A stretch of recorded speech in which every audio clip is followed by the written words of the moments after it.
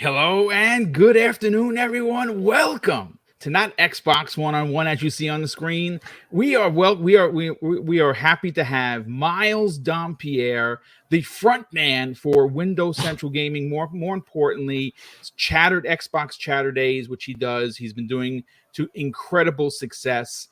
This is X Vlog episode number 3. A big shout out to my artist Ben Kenobi of Twitter. That guy is a boss. He's under the weather, so unfortunately he couldn't deliver the new overlay. So I'm just using the old Xbox One-on-One because obviously I just want to, I want it to be blank. But Miles, thank you so much for being here, brother. This is awesome. You're one of my favorite people of the industry simply because of the way that you conduct yourself, the way that you produce your content, and more importantly, and this is the most important part, the way that you deal and speak with the community. You are very approachable. You are very fair. You do stand up for points that need to be stood up for. I'm incredibly happy to have you a part of today's new program. What's up, brother? How you feeling? I'm fantastic. Excited to be on with you for episode 3. Excited to see, another new one-on-one format, which we talked about this pre-show, but that's kind of my favorite way to do it because, you have the nice intimate connection. Yes. Appreciate all the kind words. Again, I'd always joke about this, but it's weird that anyone cares about what I say. It's weird that anyone cares to listen to what I say, and I appreciate everyone who does. So I'm excited to sit down and talk some games with you, dude. Yeah. Thank you so much. I mean, it's going to be a lot of fun. Normally, as we, we roll through doing this new format, like you said, it's a very intimate conversation that we can have. So instead of like the big panel, we can take the time to ask, what you're playing and get into the two topics. And, obviously everyone knows, and there's going to be quite a few people that are just sick of me talking about Elden Ring, but what have you been playing? And I obviously know, why don't you tell the people how big Elden Ring has been for you and actually how many days you have in this game?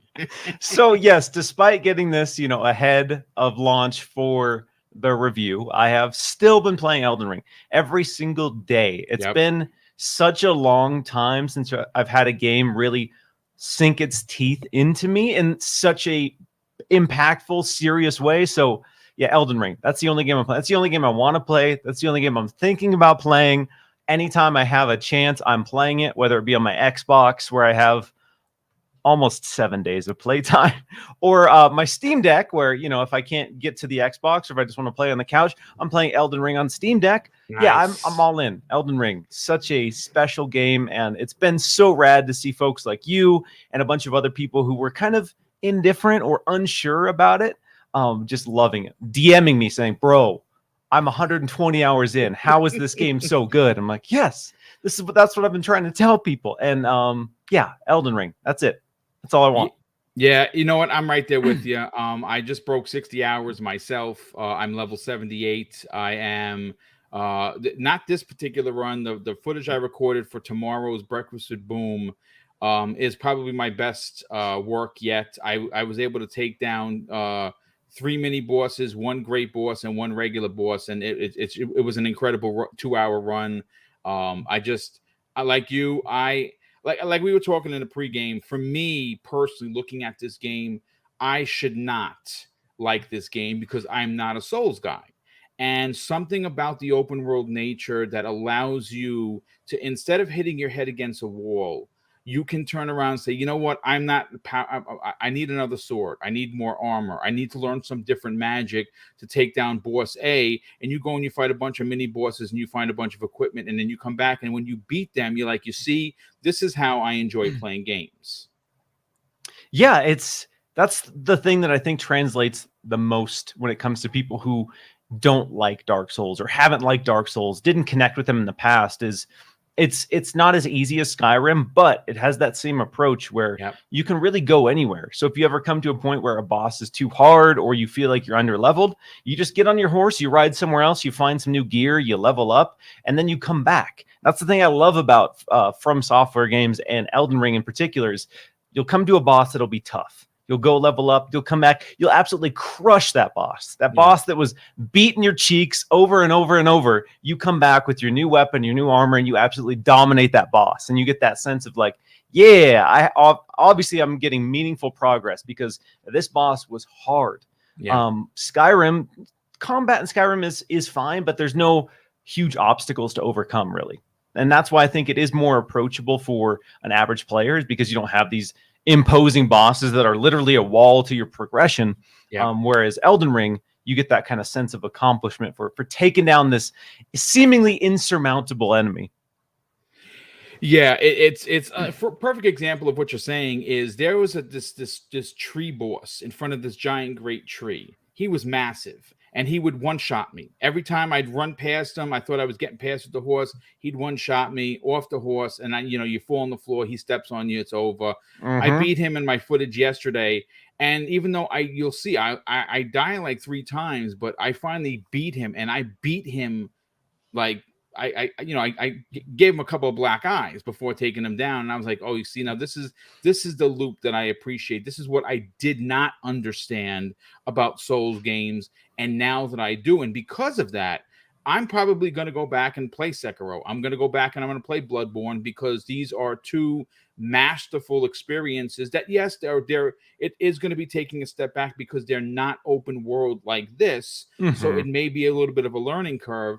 But with that said, I'm now starting to understand what the craze was for Souls games, and I think what's going to happen with Elden Ring, specifically, is From Software is going to see a more bigger interest in potentially old titles. What are your thoughts on that? People coming back and saying, "Hey, I love this. Maybe I should try Bloodborne. Maybe I should go and play Sekiro."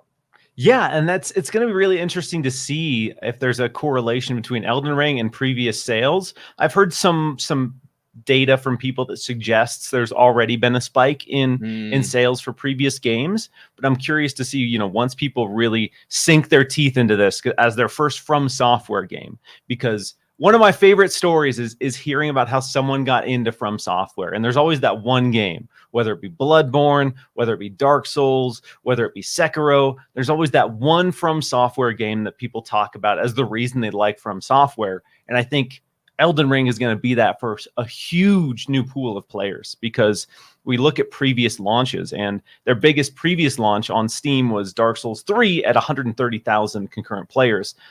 Flash forward to Elden Ring, almost 1 million. Even I've never seen a game maintain this much energy either. Normally, as much as we love video games, usually there's one feverish week where everyone's talking about it, and then after a week, radio silence. People have just moved on to the next thing.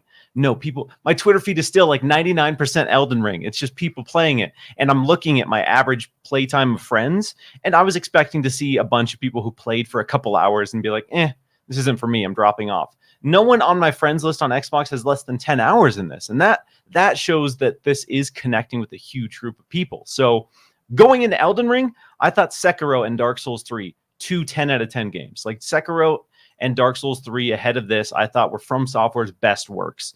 And again, it's a studio that manages to improve itself every single time. Every release is better than the last, and that is such a rare feat. And then Elden Ring comes out and completely destroys everything else that they've done, and that is wild. So I'm hoping people go back and check out Sekiro.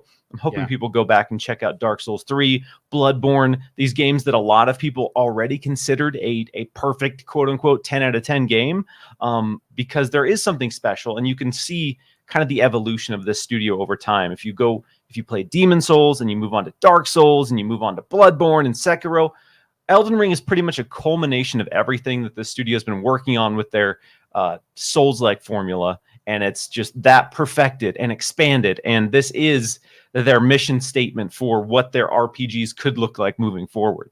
Yeah, it absolutely. And you know what? Like I said, I know I see some people in the chat that they're tired of hearing about it. People don't care about it. Look, here's the thing. Why it's an important conversation is because it's from the people that make Dark Souls, which is considered niche, right? This is a title that is that has and continues to have mass appeal. So it is worthy of a conversation. It's also important to say that you take a look at what happened to Horizon Forbidden West, right? It comes out on a Friday. A week later, it drops 80% in sales. 80% in sales because Bloodborne, because this game came out and has completely enveloped everyone in the conversation, both on podcasting. It's still trending. Elden Ring is still trending on social media, and the game is going to be 2 weeks, removed from launch. There's what could you say? It is a phenomenon, and it's not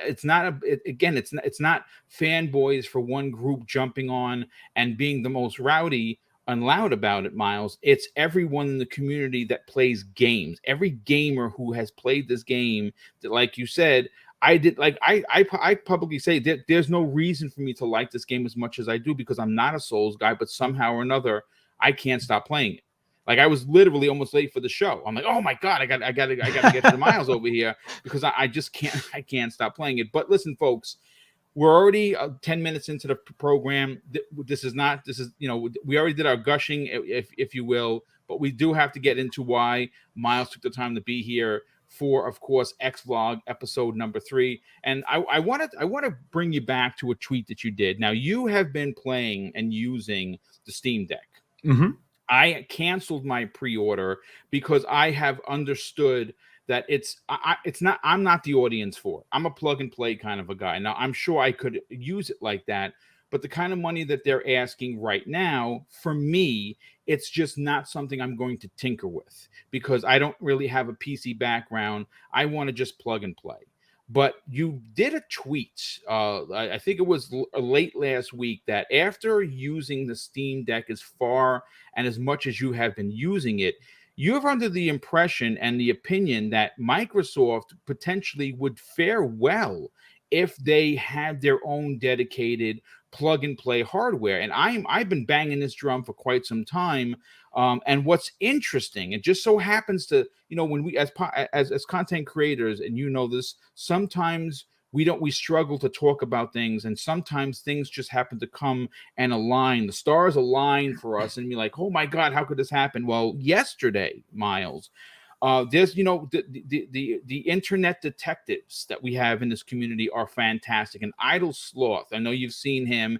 He's one of my favorite, because that dude, he must be a real detective, because he seems to always find tons of incredible information. Well, he posted something that right next to 2 older tag names for Xbox hardware, Project Keystone, which, again, we don't know what it is. I don't think it's the evolution to the Series X, because quite frankly, it's a perfect console.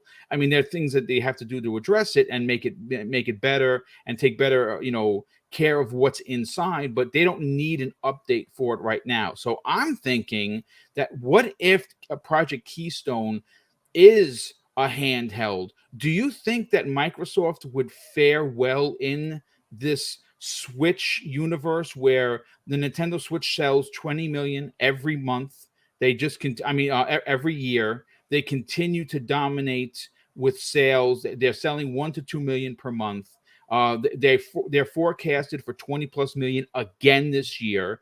Could Microsoft potentially enter the portable, even with XCloud being a thing? Because, like, for me, I don't know about you, Miles, I don't like gaming on my phone.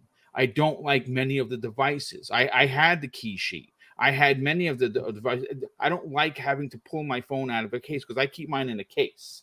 So I don't like having to pull it out of the case to put it into this thing. I want dedicated hardware. I want an Xbox Series S handheld. What are your thoughts on that, man? Yeah, so it's been an interesting kind of few years in the video game space, because we've seen, obviously, the Switch came out, and that delivered this device that many of us didn't even know we wanted. And I think that's the beauty of Nintendo and of the Switch, is this came out, and a lot of us, myself included, saw the reveal trailer and were like, this is dumb. Who's gonna take their Switch to a bar? I'm not gonna sit on some rooftop with a bunch of sexy teens playing Mario Kart. I love it. Who is this for? What is Nintendo doing? And then you get it, and you're like, oh, I get it now. And I literally, took my Switch to a bar and played Super Smash Bros. Ultimate, and it was amazing. So Nintendo knew what it was doing with this device, knew how to take its expertise in handheld and then transition that into a device that does both console gaming and handheld gaming. And that was exciting. And with the success of the Switch just blowing up, it's clear that people are resonating with this.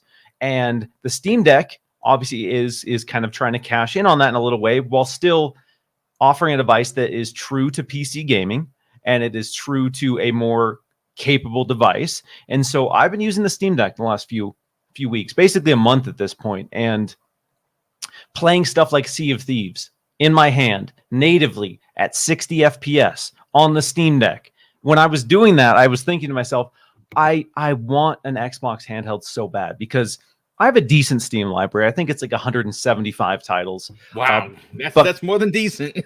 But compared to my Xbox library of like 600, it's pathetic. And I just like had my Steam Deck, and I was going through and rebuying a bunch of stuff I already had on Xbox, and I was like, man, if I could just take my Xbox library and just play it on a dedicated device, that would be so good. So we need to have a couple questions here, I guess, about this topic. Is first and foremost, does Xbox quote unquote need a handheld device? And I think I would say no, they don't need a handheld device. But I do think if we're looking at certain markets, Japan specifically, that might be a way to get Xbox in more hands in Japan. We've seen the Series S do incredibly well in Japan versus the Series X, because price point and convenience is more important than anything else. And that's why Japan is being dominated by the Switch more than the PlayStation. People always talk about PlayStation's association with Japan, and obviously that's there, but the Switch is selling way more than PlayStation in Japan because of that kind of commuter-driven market. And so Xbox dipping their toes into a handheld could be a way to get into more Asian markets. Obviously, XCloud, huge focus. And XCloud, I think, is a solution for some people, but not everyone. I like XCloud. It's gotten a lot better. And once it gets to a point where it is good enough, where the quality is good enough, the latency is good enough, it will have widespread appeal. But if you are someone who plays natively, it's going to be tough to completely disconnect from that.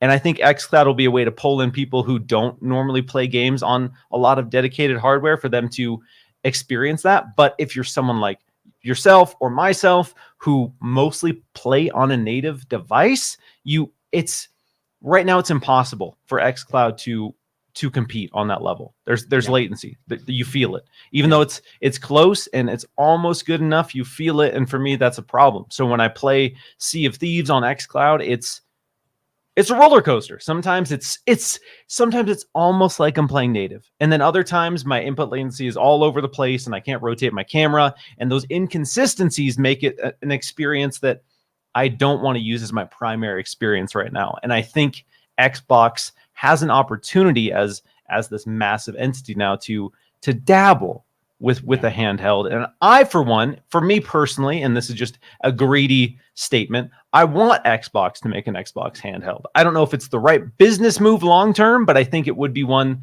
that could appeal to an audience, especially after the success of the Steam Deck. Yeah. Well, I mean, listen, there are a couple of points that I want to cash in on here. Having you, on the show, you've had it. You just said something pretty interesting. You go and you play your Steam Deck, and you're playing Sea of Thieves, and in your mind, we're all children somewhere in here, even though we're adults. Like, I'm going to be 52, but I still feel like a 30-year-old, right? In your mind, you're like, I can't believe I'm playing Sea of Thieves on a handheld.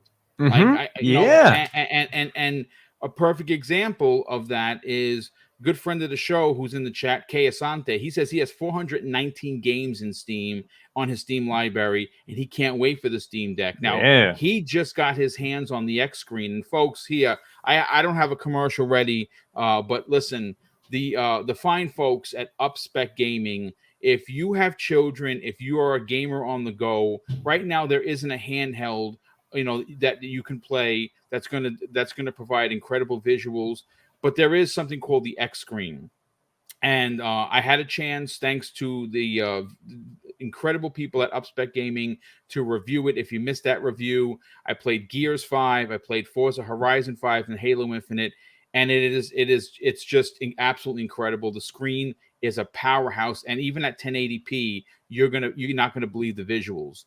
Well, just imagine that shrinking down into something into your hand like a Steam Deck. I think personally, when you look at the what Microsoft wants to do as a company, the dedicated hardware we are here for already. The audience, the millions of people that continue to support older Xbox consoles, that went out and bought an S, that went out and bought an X, that continue to buy these consoles, especially in the Asian market. I don't know about how your feed looks like. I'm seeing 5 and 6 times a day, hey, I just joined Xbox, and it's in Japanese, and I have to have it translated so I can read what they're saying. And that community is very excited for the Series S.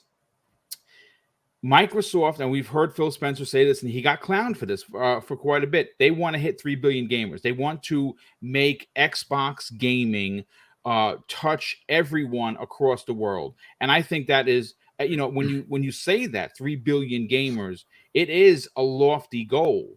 But how do you do that? Well, you offer your platform on as many devices as you can, Miles. And they do that with XCloud, which, you can play it on your phone, you can play it on your computer, you can play it on your tablet. That's great. But if they want to take it to the next level, and they want to be to have, because again, the Xbox Game Pass, especially in a time where gas is here in New York, it's $5 a gallon, right? Bacon is $5 a pack when it used to be $3. Everything is unbelievably expensive, and somehow Microsoft has found a way to make gaming for $15 a month the best. It is literally the best $15 per month you're ever going to spend. If you had a dedicated handheld to go along with this, to download games onto your hard drive and play natively from your handheld, it would be unlike anything. And what's interesting is, like, I play my Switch handheld every day because me and the missus, we play Animal Crossing together. I'm addicted. I have like 1,000 hours into Animal Crossing, but I play with her. She's on the TV. I'm on the on the handheld, and we always say, how does Nintendo do it? These graphics, they're playing in 720p. They're not the best. The game struggles, especially in some big open world stuff. But if you could somehow shrink the Series S into a handheld that rivaled potentially the Steam Deck, that would be a story. Now, real quick, Don Otaku drops an outstanding $5 super chat and says, I think in a few years, around when revisions happen, they'll be able to put a Series S internals into a handheld so there's no compromises. What do you think about that? Do you think we have to wait a couple of years for that? Or is Microsoft currently testing this? Because we've heard that come from Jez Corden, who was on episode 1 of this program, and he believes that they are currently testing a handheld. I mean, do you think that that's something? I mean, they got to hear the people minds. Yeah, again, there's a lot of stuff that is likely happening behind the scenes that may never see the light of day. Right. And again, yeah, we've heard that Microsoft has been prototyping handheld devices, and to see if they can, keep the power up, keep the consistency up, and deliver something that people want at a price point people want. Because as Nintendo has proven, price is king. At a certain point, if you exceed a certain price threshold, a huge percentage of people will not care. It doesn't matter how powerful it is. It doesn't matter what it does. If you are exceeding a certain price point for the average person, they don't care. And you talk about Phil Spencer and Xbox wanting to reach 3 billion people. As much as we're console heathens or PC and we want to dump all the money into this, 80% of people who play video games would never spend $500 on anything. And that's the reality. And as much as we want to be on Twitter fighting about which $500 device is better than the other, the reality is most people will never pay that much money ever. So that's why we're seeing in Japan the Series S explode. So if they're going to do a handheld that has, decent capabilities it has to meet a certain price threshold. And I think that's going to be the issue for taking a Series S, shrinking it down to a handheld and making it work, because doing all of that, I don't think it's going to be $300. I think it's going to exceed $300, even if it is the same specs as the Series S, because it's not necessarily as simple as taking the hardware in a Series S and putting it in a frame, unless you want the frame to be like the size of a Series S. Unless you want a screen in the middle of a Series S and you're just holding this big brick in your hands. It's not that simple. But I do think there is, an interesting experiment that can be done there. And if they can nail it, and like you said, it doesn't have to be 4K. I see people in the chat talking about, I hope it's 4K. You want that device to be $2,000? Because that's what it's going to cost if this thing is running at 4K. Even the Steam Deck, the cheapest model of the Steam Deck is $400. Yeah. The maximum resolution there is 800p.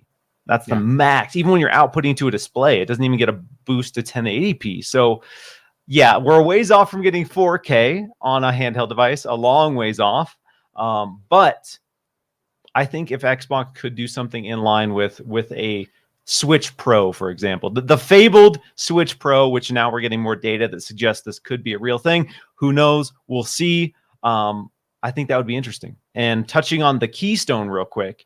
So the Keystone, I think, could either be two things. It could maybe be a handheld, or it could be a XCloud stick. I was just going to, that was going to be my other thing that we've heard they've been working on for quite some time. That was going to be, the $99 package. It comes with a wireless controller, comes with the stick, you plug it in and you go. And you just plug it into your TV, boom, you're set. You're streaming Sea of Thieves, you're streaming Halo Infinite. And again, XCloud has come a long way. It is really, really good. And if you have a solid, stable internet connection, you can get really, really close to a native experience. And I think as that improves, and like I said, once it hits that good enough factor, as we've seen with Netflix and streaming, you have the diehards who buy the 4K Blu-rays and they want that native experience. And then you have 99% of people who are like, I can see the artifacting. It's not 4K, whatever. It's good enough for me. And I think convenience and price are the two most important factors for any successful device. Yeah. Well, I mean, listen, right now, out of the box, a Switch is $300, right? You can take that on the go and use it dedicated as a portable. Obviously they don't have their own Game Pass. So with Nintendo, you're paying. You're paying $60 per game. They don't really transfer games over. Like if you buy, like, obviously how many Wii U games that I have to buy on the Switch. And again, like you said, I'm a Nintendo heathen because I understand it's wrong, and I give other companies crap for that. But it's for me, I'm a Nintendo kid. Like, I got my first Nintendo at 15, and I have been a fan ever since. And I support like they had their show a couple of weeks ago, and they announced Wii Sports is coming back as Switch Sports. Let's go! I was jumping up and down because I love bowling. I love the bowling in it. Seeing bowling come back. Oh yeah! Oh my god! I was so excited. Dude. It's ridiculous. And I shouldn't, because I have it on the Wii U. That's just not plugged in. It makes no sense. But I really think that there's a market here. We understand that there are. I see people in the chat, some saying that I've never been a handheld person. I hear you. I hear what you're saying, and that this particular device wouldn't be for you, but it would be for someone who does traditionally, who's maybe a little younger. See, like me, I had a Game Boy. I had the first Game Boy. I remember, when you're talking about devices that change, everything, Game Boy was one of those devices. And it went even more so when you were able to have that magnifying lens on it. Oh yeah. Remember that? That was like, I could play in the dark. This is incredible. Right. So I think that there's an opportunity here. And I wouldn't, listen, Jason Ronald and that team are just a bunch of wizards. They literally should just have long beards, and he has a long beard, so he technically is a wizard. But they know that there are. What's wonderful about the way Xbox is doing things now, not so much before in the old Xbox One days, is that they are trying to appease a wider audience. they know that there's going to be a dedicated console fan base. We're here. Everyone, we have almost 300 people here. We're that fan base. That doesn't necessarily mean that there isn't room to do XCloud stuff, and they're doing that, and they're doing it very well. But there's also, with that said, there's still room to say, wait, listen, the Switch with its 560 and 720 graphics is doing gangbuster numbers. If we could, and again, you said price is the key. Well, money worth. If you were able to get a handheld and you spend $300 on this handheld, and you only had to pay $15 a month for right now 500 plus games, and Guardians of the Galaxy just dropped today into Game Pass. Just imagine if you're on the bus, you're on the train, you're at a doc's appointment, you're on vacation, you're just hanging out waiting for your wife to come out of work, and you're playing. I'm going to download Guardians of the Galaxy, and I'm playing Guardians of the Galaxy on a freaking handheld that maybe 1080p, because like I said, 1080p on a big screen versus 1080p on a 6-inch screen, it's gonna look 4K. You're gonna be like, I've seen some of the stuff from the Steam Deck, and I'm like, I can't believe what I'm seeing. That's not that's not 4K. No, it's 800p. So the smaller the screen, and I would imagine would be probably around this. What's the Steam Deck? Is it 6 inches? The screen? It's 7 inches, so it's the same as the Switch. Okay, so it's a 7-inch screen. Listen, folks, I don't know about you, but a 7-inch screen on my Switch at when I play Animal Crossing, like, you can see the fur on the characters, and you're like, how does it look this good on the small screen? Because it's a small screen. There is an opportunity here. I hope Microsoft takes the chance, because I'm going to definitely be buying it for sure. Yeah, and I think that's an interesting point to make, is that resolution is resolution. No matter the 1080p, no matter what size your screen is 1080p. So again, I think a lot of people fixate on these handhelds needing to have 1080p or higher. And as we've seen with the Switch, as we've seen with the Steam Deck, you don't necessarily need that much, and that lower resolution is going to keep the price point down. Because once you get a higher resolution screen on that device, it's going to start being into phone territory. There's a reason our phones are all like $1,500, and we tell ourselves, like, well, I use it every day, so I can justify that. And I guess you could with a gaming device, but your phone is designed to do everything. And these devices basically make some concessions, as we've seen with the Switch. Like you mentioned, the Switch being $300 right now. I'm sure that'll drop, once the Switch Pro comes out. They have a $200 option for it as well that makes some concessions. But yeah, you need to find that sweet spot of keeping it under $400, I think. If you put out a handheld device in your Xbox at above $400, I think that's a mistake. I think the Steam Deck, as much as I love it, as much as I have glowing praise for it, the audience, I think, is going to be very small because of the price point. Yeah. If you have a huge library of Steam games and you want a handheld device, like for me in my lifestyle, that is amazing. I love it. I love being able to completely disconnect from my computer, because I sit in this chair all day. For work, I sit in this chair. When I play games, I sit in this chair. And so when I'm working on my computer, at the end of the day, the last thing I want to do is like open a game on my computer. So even if it is just something as stupid and simple as like picking up my Steam Deck and going in another room, I get that disconnect, and that's huge. Again, I don't think that's necessarily everyone, and I don't think the Steam Deck is for everyone. Right. And Xbox, as you said, they are trying to appeal to more people. They're trying to appeal to a wider audience. So if you make a $500 megaton, the most powerful handheld console ever, it probably has some market, but I don't know how wide of a market that has. Yeah, no, I agree. I think that, when you pigeonhole yourself, you box yourself out of competition when you bring. Look, the Steam Deck is going to be a big deal for a lot of people because of the power that it comes, but also with that power comes an extreme price. I had originally pre-ordered the $649 model because I wanted more memory, because I'm not going to, like Kay Asante and I talk all the time. He's like, I should have got the lower one because he's a tinkerer. He knows PCs, so he's going to break it down and he's going to put a 1 terabyte in there, where I would not do that, because I'd be like, yeah, you know what? I'm going to send it out and let someone else do that, because, I'm all thumbs. So when after I sat back and I'm like, do I really need this device? And the answer is no, I actually don't. and that's fine. But man, if you can get a plug and play type of device that's $200 to $300, between $250 and $300, that gives you a portable Xbox experience, man, you are going to attract a lot of potential new people to your platform. And with Microsoft being the main focus, one of their main focus is Xbox Game Pass, is getting that subscription. And we know that it's good. The app is coming to the TV, right? This Project Keystone could very well be the little $99 package. That's almost it's one of those impulse buys. Like you're shopping in Target and you see $99 Xbox on your TV. People are going to be jumping. That thing is going to sell like hotcakes, right? But man, just imagine adding one more to that picture, and how wide of an audience now that you have. Everyone's going to be like Netflix, Miles. People are going to just consider it to be, oh, it's Xbox and I'm playing.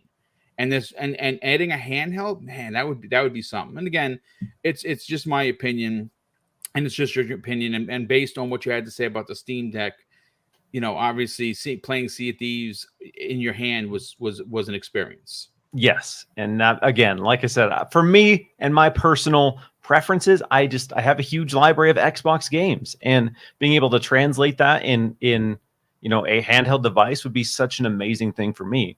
Somebody in the chat here mentions that this would be another SKU that they would have to develop for when it comes to games. And I think that is an interesting point as well, because we already have the Series X and we already have the Series S, which realistically it is simple in the grand scheme of things to scale, but still it's still extra work for the developers to make a Series S version of the game. And then if you're saying, oh, well, now you have to make a Series M or whatever the mobile version is going to be called, you have to do that. There's gonna be a lot of people who are like, man, that's a lot of hoops. That's a lot of versions I have to develop for on Xbox. So again, maybe the best approach is to make sure that they can get this Series S in line, or get the handheld version in line with the Series S, so that it is the Series S version. And that will be the kind of like crux for that. So it still is only two, and I think that would be more appealing to developers. But yeah, that is an interesting point that is worth discussing, I think. Yeah, no, 100%. And obviously you adding an additional SKU does potentially move timelines out. Like we were expecting this timeline because we were developing for here this many, and now we add another one. So now that's going to add another 2 or 3 months, 4 months, 5 months to a project. And again, I agree with you there. If they can get it to the exact specs of the Series S, then that completely alleviates them having to do a brand new SKU, because you just develop for your Series S and it works on your handheld. It's kind of like just changing your socks, which would be great. Yeah, just make it so with the developers literally just turn down the resolution from the Series S version, and boom, you're set and good to go. And that would be appealing. And again, when you can tell people like, hey, you can get your game on XCloud, you can get your game on this mobile device, I think that's an incentive for developers who want to get their games out to the biggest possible pool of players. Yep. Well, listen, I want to move on to the next, or the second topic of today's show, and I do want to talk about IPs and what Microsoft can do to bring back some of their older ones. Now, look, when you take, for instance, at face value, what Nintendo and specifically Sony and PlayStation do, they understand. They have the pulse of the gaming community on tap. They know what excites fans, and as great as it is, and many people may or may not disagree, new IPs are wonderful. It's great to have new IPs, new characters to believe in, new stories that you want, that are being told in front of you. But I like going. I'm an OG. I've been gaming for 40 years, so I like coming back to see older IPs find life in a new era of gaming. And again, when you look at Sony, when you look at Nintendo, because I support those two particular platforms outside of Xbox, I'm a bit spoiled, because every time I turn on my Nintendo, they're bringing back an old IP. I mean, they just put F-Zero Oh yeah, X. yeah. Now, again, the game doesn't age well, but I can right now go to my Switch and play F-Zero X. And if for instance people start to get, if Nintendo gets people getting the buzz about this thing, we might actually get a new F-Zero, which is what I'm hoping for. Not saying that Microsoft doesn't do that. We do have Perfect Dark coming out, right? We do have Fable being rebooted right now as we speak by Playground Games, which I'm sure it's going to be absolutely incredible. With all of that said, though, I specifically, again, there's not a lot of news, and I know people are in the chat like, hey, aren't you going to talk about Microsoft being Publisher of the Year? We are, just not on this show. Tomorrow morning, tune into Breakfast with Boom. We have the first half of the show is going to be about Microsoft having the highest meta, winning that award, and that being Publisher of the Year with the high level of the high level that was maintained in their first party is something that we've all been waiting for. So we're going to get into really good details tomorrow morning with that. But for this particular topic, Miles, I kind of wanted to have some fun with you. And I said, in the DM when I sent the show notes, pick what 3 games or IPs that you would like to see Microsoft bring back. And of course, I said, hey, listen, to make this even more fun, use Blizzard, use Activision, use Bethesda, and of course Microsoft first party, and pick 3. What are your 3 picks that you want to see Microsoft come back? Because if there's one thing that sells well, it's nostalgia. And Microsoft does have a really now again, it's not done yet, the deal, but once they add Activision Blizzard, their IP list is going to be bonkers long. Yeah, their IP list is incredibly impressive, and I think again, Xbox in some ways is the new quote unquote new kid on the block in the console space, but they've still been around for over 20 years, so they've still been out there for a couple of decades putting out new IP. So again, I thought about this when you sent the DM over, asked me to pick 3. There's one that, if you know me, this will not be a surprise. And again, like some people when it comes to Elden Ring chat, they're probably sick of hearing me talk about this. But first and foremost, the one IP that I want to see come back from Xbox is Phantom Dust. Oh, man. They gave us that teaser, that reveal that they were rebooting it back in 2014, 2015, and then just axed it. That was in the dark times of Xbox, where they weren't giving things a chance to thrive and be successful. So they had a team, they had a prototype. You can go on YouTube, you can watch the gameplay for what they had so far for Phantom Dust, but they axed that project, and then they released a kind of sort of remaster of the original to give people a taste of it. And then it's been radio silent ever since. I don't think there's any official confirmation saying that like we're not doing Phantom Dust ever. But there's no active development, I don't think, for Phantom Dust right now. So that's the one. That game is so underappreciated. And when it comes to multiplayer gaming, it's this fascinating fusion of Magic the Gathering with this cool deck building system and like over the top Dragon Ball Z kind of arena fighting. And there was nothing like it when it came out, and there's still nothing like it to this day. And with this kind of focus on, ongoing, evolving multiplayer titles, you give that treatment to Phantom Dust, and you got yourself something special there. And I've been passionate. I've been, every time Xbox posts something that I can squeeze it in, I'm gonna drop Phantom Dust and be like, yo, where's Phantom Dust at? And I even went so far as to hit up the folks at Cold Iron Studios who developed Aliens Fireteam Elite, and I was like, you know what? I was impressed with what they did with this game. I think they'd be a great fit to spearhead the Phantom Dust reboot. The studio head for that studio said, let's go, let's do it. So not only am I screaming from the rooftops, I am behind the scenes putting pieces in place to make it happen. All right. So Xbox, if anyone from Xbox is listening, Cold Iron Studios, they are willing to do Phantom Dust. Let's go. Yeah. Listen, if you announce in a couple of weeks that you're now leaving for Microsoft, we're going to know why. Because you're setting up studios, you're setting up, you're going to be ahead of your own studio before you know it. I love the pick. Me personally, I want to go back to the OG Xbox. This is the game that we heard might be getting a revival. We haven't heard, and that was a couple of years ago. Crimson Skies. Oh yeah, Was one of my favorite OG Xbox games. It had a very Indiana Jones-esque feeling and storytelling to it. Obviously, there's the good-looking guy on the cover. That's the protagonist, and he's flying the planes and he's saving the damsel in distress. But that game had two things really going for it.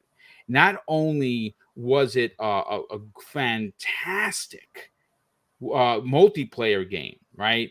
It had incredible dogfighting, and remember that was when Xbox Live was in its infancy, and it worked so well. But even more so than that, the single player campaign for that was freaking fantastic. It was really good. I would love to see a studio, and because Microsoft has 34 plus studios and probably around 60 teams between all of those studios, they could give that to an 8, 10, 20, 15 man team like they did. And you see how Grounded was made by 13 people, and that game has exploded on the scene, right? So a game, and again, I there's got to be some older folks in Xbox or in Xbox game studios like myself that appreciate where we were, where we are now, and would love to see that particular IP. What do you remember about Crimson Skies? Did you play it? I did. Yeah, I remember there was a lot of cool vehicle-based combat games in that era. This is coming off the back of Twisted Metal, which kind of set the stage. So a lot of people were like, what if we took that fundamental idea and put it in the sky? Or a lot of old school Xbox fans might remember a little banger called Blood Wake, where they're like, oh my what if God, we put Twisted Metal in the water? And yeah, I remember liking Crimson Skies a lot. I remember going over to my buddy John's house, and that was like one of his favorite games. So playing through that campaign with him several times. And I know I see a lot of people online say that, they would love to see Crimson Skies come back. And I think that would be interesting because, again, we have legacy franchises like Ace Combat still going, but there's not a lot of established flying games anymore. Yeah, no, I absolutely agree. That first of all, there's no there's no vehicle combat games. Now we know that Twisted Metal is getting a revival of sorts, right? But right now there isn't any other vehicle combat games, and what that does, and it's what Xbox does so well, Miles, is they know how to bring a game that has both single and multiplayer. It would be a perfect addition to Xbox Game Pass simply because it does give the audience, it doesn't just focus on, hey, if you like single player games, we gotcha, and you're going to get flying around and do this thing. But if you like multiplayer, we have you as well. I think that would be a great pick. What's your second pick? What's the second IP you'd love to see come back? Another one that's near and dear to my heart is Dead Rising from Capcom. Oh man, yeah. Dead Rising is the reason I bought a 360. I remember playing that game for the first time and being absolutely floored by the number of zombies on the screen, the creativity with weapon combinations, and being able to just go into this mall and kill hundreds and hundreds and thousands of zombies. I had never experienced that.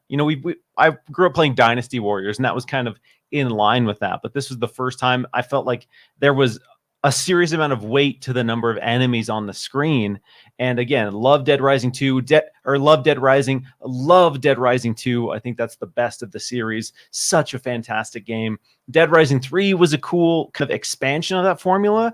Did some interesting things there, but in my opinion, you could tell that it didn't really get quite the same care that the first two got. And then Dead Rising 4, a lot of development issues there, and that just kind of had to come out the way it did. I liked it. It was fun. I don't think there's any bad Dead Rising games, but there are.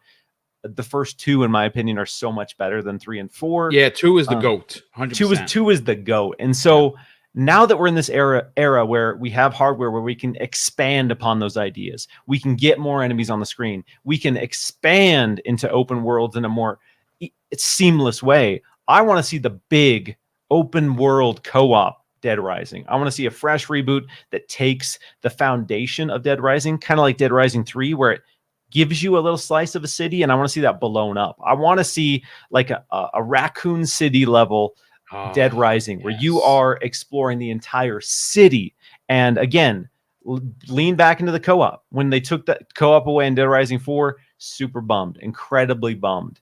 Because I think that was such a huge part of why Dead Rising 2 and Dead Rising 3 were so beloved, is being able to just kill enemies with your friends. So Dead Rising, bring it back, open world, 4-player co-op. Let's go. Let's do it. That's a good one. Real quick, Donald Taco drops a second super chat and he says about the price. I'm sure in a few years the Series S price will make will drop. So the console, he thinks that they could make a handheld between $300 and $350. I'm thinking that they would take the $300 and make that a handheld, drop the Series S to $250. I think it's going to be $250 this holiday, to be honest with you. We've already seen it on multiple times where even GameStop had it at discounted at $20, so it was $279, and you're starting to see that more and more. So I think that's definitely a possibility. If they can get that down, I can see them bringing a handheld for $300.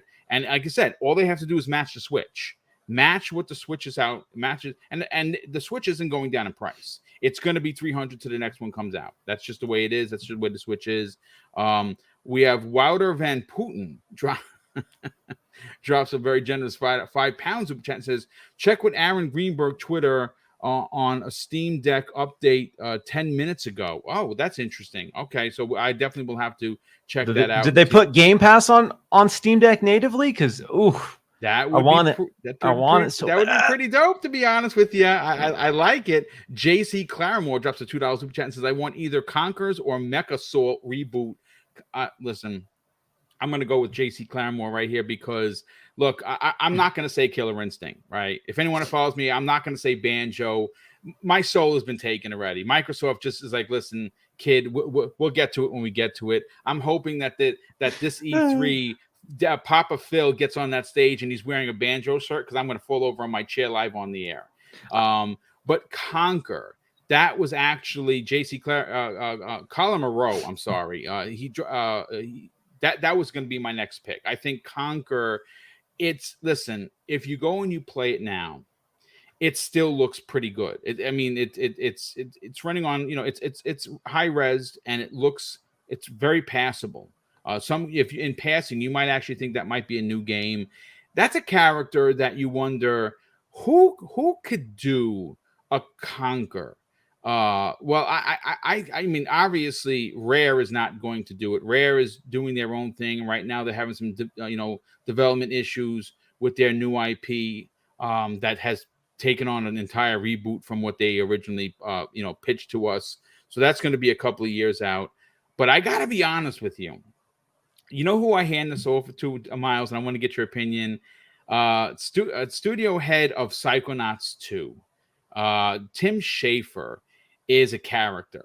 He is one of my favorite developers. I can listen to him talk for hours because when he comes up, he's witty, he's intelligent, he's extremely passionate about what he's been doing. He's been making games for it's got to be 25 plus years. And I know that they're probably not working on it, but Double Fine is a studio that I think could really do justice to Conquer. Conquer's one I'd love to see come back.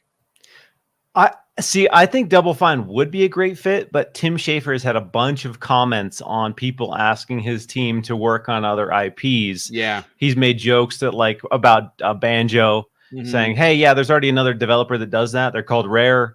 Yeah, he did say he did say something to the effect of we're not a cover band.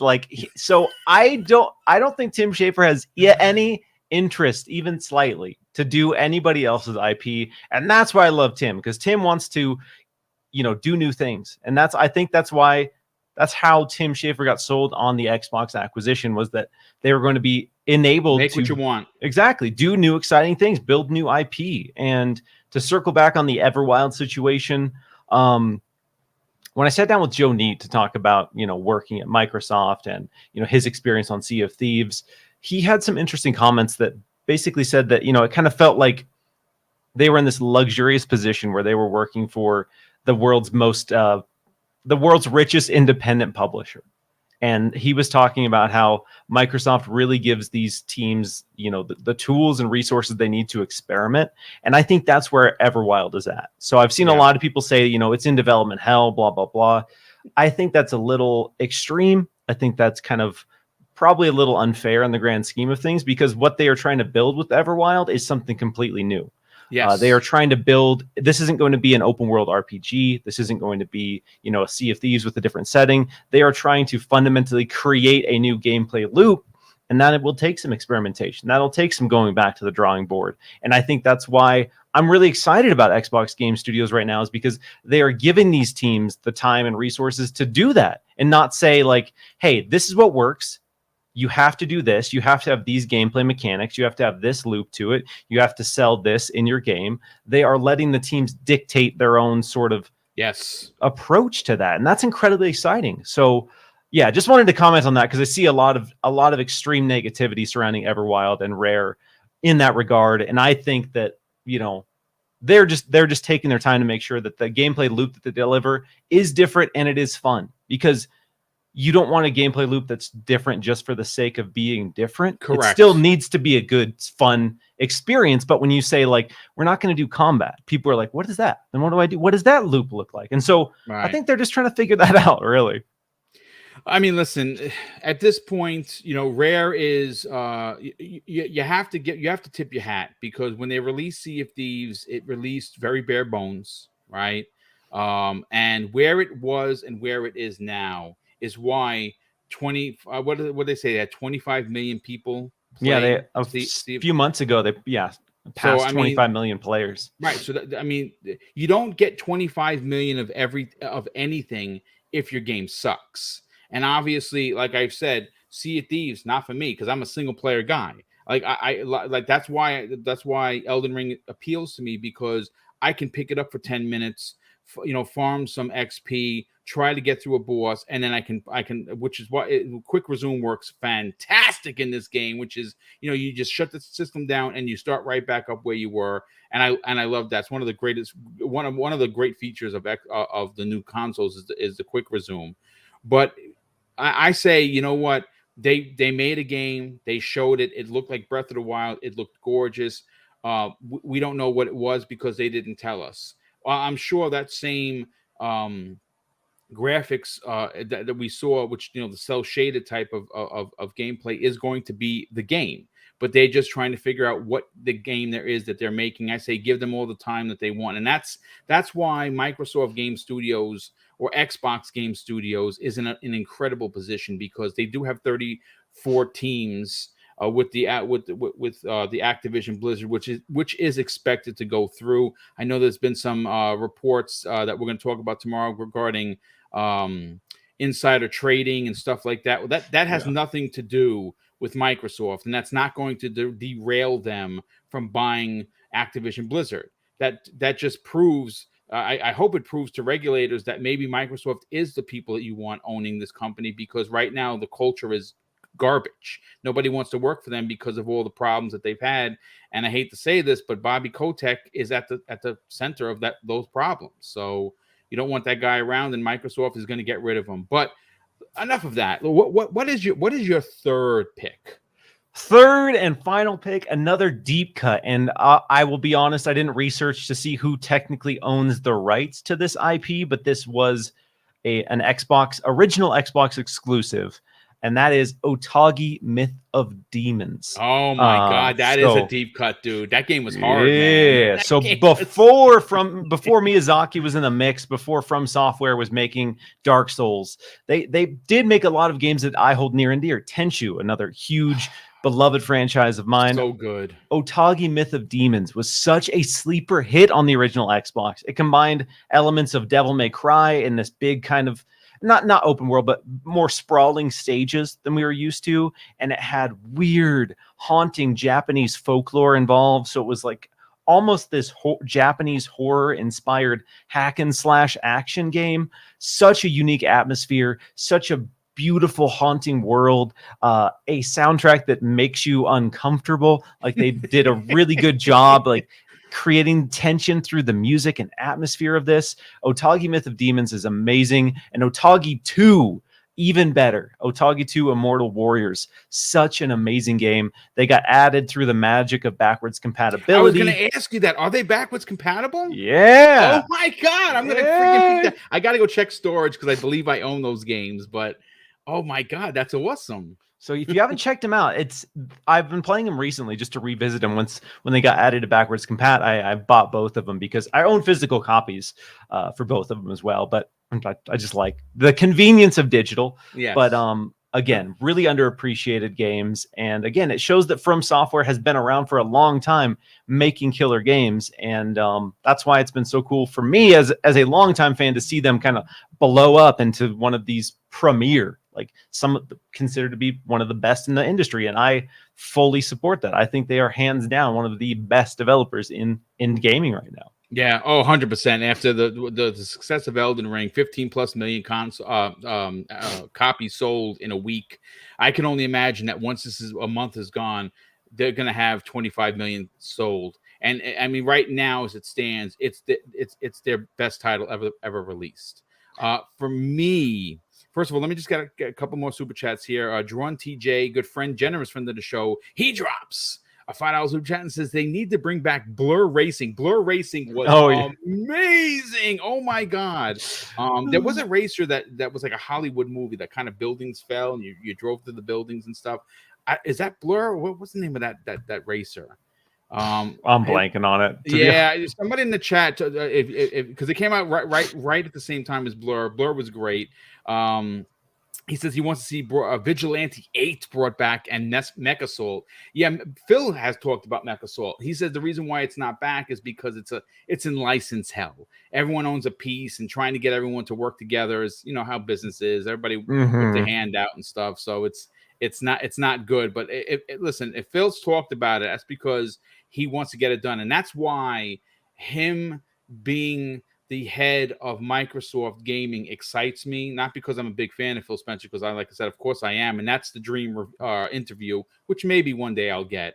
But he's a gamer. He's like us, Miles. He sees a game and he's like, "Oh my god, I want to bring X game back." I mean, and obviously they're going to be. He does not going to tell someone to make the games. That's the difference with Xbox Game Studios. They don't make people make games. They make whatever you want. But if he put it out there, hey, does anybody want to make this game? You might get someone to be like, "Oh my god, Phil, yeah, I'd love to lead that team to do this."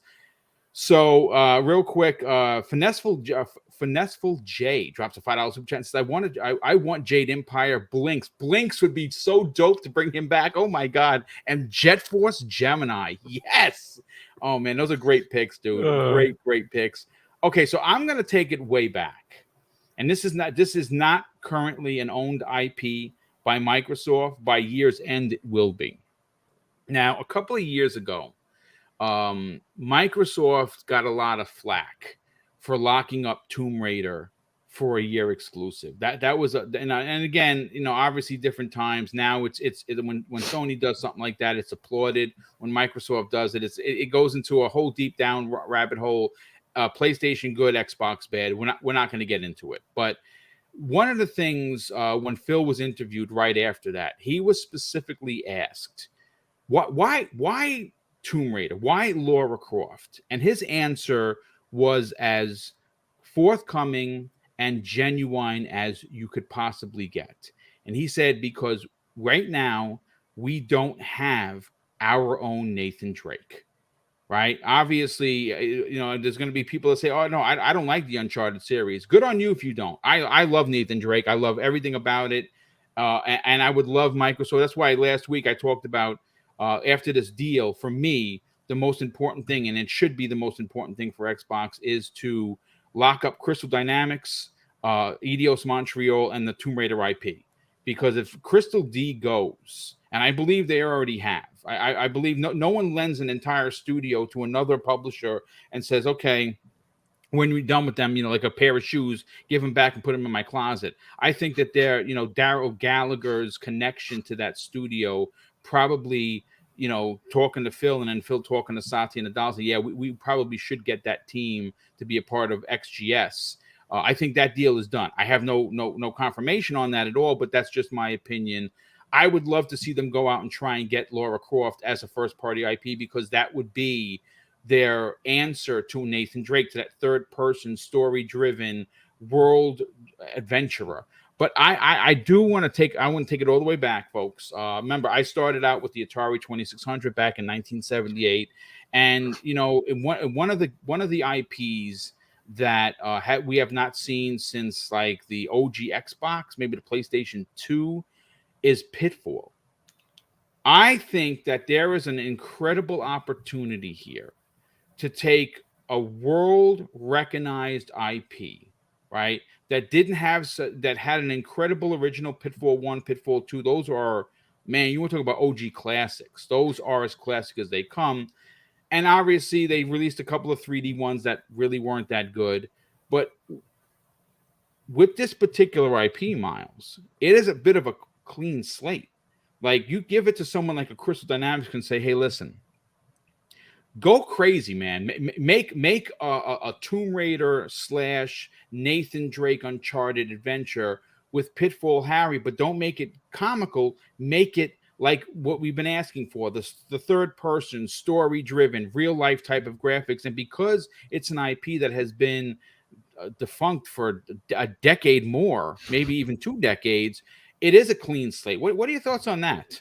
Yeah, that's an interesting idea, because what excites me right now about Xbox is, despite, everyone screaming, "Where's Banjo? Why aren't you bringing these back? Right there, We want it." It's because Xbox, when they bring something back right now, they want to make sure the right team is behind it, and there is a team that has an interesting idea for it. Because I think, obviously remasters are a great way, and remakes in some ways are a great way to kind of reintroduce a franchise to a new audience. But when it comes to a reboot, your heart's got to be in it. You got to be in it for the right reasons. It can't be about just, we're doing it just for the sake of doing it, because as we've seen in the video game industry, that is usually very nefarious. That is usually a very poor reason to do something. We want to do it because people want it, and we want to do it because we can make money on it. If those are the only 2 reasons you're doing it, yikes, it's probably not going to be good. It's not Contra Rogue Core. Ever heard of that little slapper? I bought it because I love Contra, but my God, that wasn't Contra. I bought it also, and it was terrible. It was. I barely got out of the first area. I was like, man, I wasted my money. Can I get a refund? It was awful. And that's, again, not to put down the teams making it, because it's not really about the teams making it. It's about Konami being nefarious, saying, hey, we understand that we can make money on Contra. We understand we can make money on Metal Gear with Metal Gear Survive. So we're going to give a team a super, super small amount of money and try to cash in, if I'm being brutally honest, on this fandom. And I think that's a nefarious way to do it. So again, I think you bring up an excellent point with, if Xbox was going to go back to Pitfall, it really could be a clean slate, because it's been so long that they don't have to necessarily look at your Uncharted's or your Tomb Raiders. They can say, all right, here is my idea for how to bring Pitfall into the modern age. Here's what we can do that's going to make Pitfall a beloved IP once again. And I think stuff like that is incredibly exciting. So I'm glad that, there is a world where Banjo comes back or Pitfall comes back, but I'm also very grateful that they're not doing it just to do it. It's not a money grab. It's the love of an old IP that hasn't seen a modern iteration. Toys for Bob comes to mind when you say Banjo. They've come out, a couple of years ago, before they were put into the salt mines of Call of Duty like everybody else. And I get the salt mines comment from Kayasante. He says that all the time, makes me laugh. They actually talked about what's the one IP you'd love to do. They actually said Banjo-Kazooie. So now that, again, they're not a part of XGS yet, but I'm sure that those conversations are going to happen. And Toys for Bob, man, that's the one studio. If it's not going to be Rare, and it's not going to be Playtonic, which I love Playtonic. Like, those are all ex-Rare people working on Ukulele, which was a great. And if you play the second one, it was a side scroller. Like, they just do great work. Even Playful, who made Lucky's Tale. I know people. I beat both. I beat Lucky's Tale twice. The first version and the second version. I know everyone's like, it's a platform. I freaking loved it, man. And the game was hard. The game challenged you for sure. I just think that the Xbox is missing a few IPs, a few genres to bring the full circle around an Xbox Game Pass. Fighters being one of them. Ki, where are you? And I hope that's NetherRealm is making it, or Bandai Namco. You know, secretly their Dragon Ball team would be great to see what they do. And platformers, man, they want family friendly games. You need platformers. But listen, we are an hour and 10 minutes in, folks. I hope you enjoyed it. We just crossed 300 people watching live. Miles, thank you so much for hanging out on XVlog episode number 3. This is my new program. I have really a lot of people lined up next week, folks. King David is going to be sitting down with me from the Iron Lords podcast. The week after that, folks, and it's going to be a Wednesday because of our schedules. I was trying to be as forthcoming and helpful as I could. Jeff Grubb is going to be sitting down with me the following Wednesday on episode 5. So we have a lineup. Ains from Seasoned Gaming is going to be joining me in a couple of weeks. Chris Grinnell, ex-PlayStation developer, is going to be sitting down on XVlog episode whatever. We're trying to get our schedules together.